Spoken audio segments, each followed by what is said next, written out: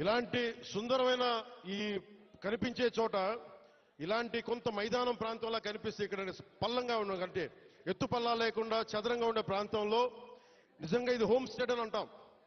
America లాంటి చోట్ల, విదేశాలు లాంటి చోట్ల ఏం చేస్తారంటే ఇలాంటి చోట్ల ఇలాంటి ఇళ్లలో వచ్చి ఉండేలాగా వాళ్ళకి కావాల్సిందల్లా శుభ్రంగా ఉండాలి. విదేశీయులు వస్తారు, చాలా మంది అడవులుగా అర్థం చేయ మనకి అడవుల్లో విహరించడానికి చాలా మంది వస్తారు. మనకి తద్వారా ఉపాధి అవకాశాలు వస్తాయి, వస్తాయి. మీరు కూర్చోబెట్టి ఈ మనకి పర్యావరణం కోసం పరిశోధించే శాస్త్రవేత్తలు చాలా మంది ఉన్నారు. వాళ్ళందరికీ వచ్చి ఉండాలి అంటే మీరుండే ఇళ్లలోనే. తర్వాత మనకి ప్రకృతికి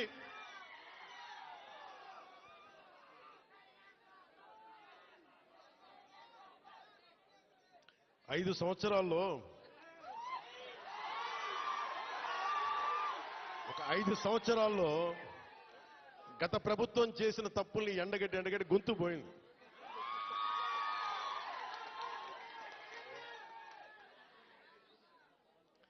ఈ రోజున నేను మీకు ఒకటే మాటిస్తున్నా, మీకోసం నిరంతరం పనిచేయడానికి నేను ఉన్నాం.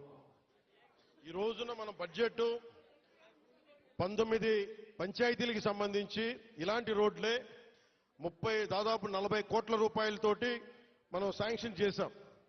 ఇక్కడ పాడేరు, ఇంకొంచెం రంపచోడవరం దగ్గర రోడ్లలో ఇలాంటి పంచాయతీలు పెట్టుకొని ఒక్కొక్క సంవత్సరంలో 350 కోట్ల రూపాయల చొప్పున ప్రతి గ్రామం కనెక్ట్ అయ్యేలాగా ఇలాంటి ఇబ్బందులు లేకుండా ఒక ప్రతిపాదనలు తీసుకొచ్చాం. నాకు కావాల్సిందల్లా మీ దగ్గర నుంచి సహకారం కావాలి. మీరు సహకారం ఇస్తారని నేను మనస్ఫూర్తిగా కోరుకుంటా ఉన్నా. ఎందుకంటే మనం విజయనగరం జిల్లా చూస్తా ఉంటే, ఉమ్మడి విజయనగరం జిల్లా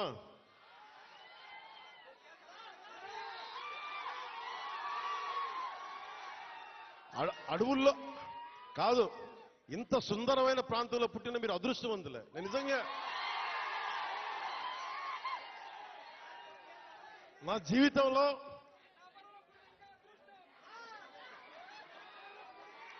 జీవితంలో నేను ఎప్పుడు అసూయపడలా. నాకు ఈర్ష్య ఉండదు.